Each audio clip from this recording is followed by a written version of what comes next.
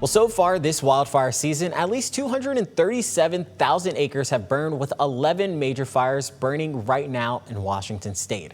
High severity fires increase the risk for water runoff, erosion, even mudslides and landslides. This could send sediment down onto roadways, putting drivers at risk, and debris from mud flows can even poison water sources. The legislature doesn't restore our wildfire prevention and response funding, we will see more fires, bigger fires, and higher costs to taxpayers, with more smoke impacting people's health.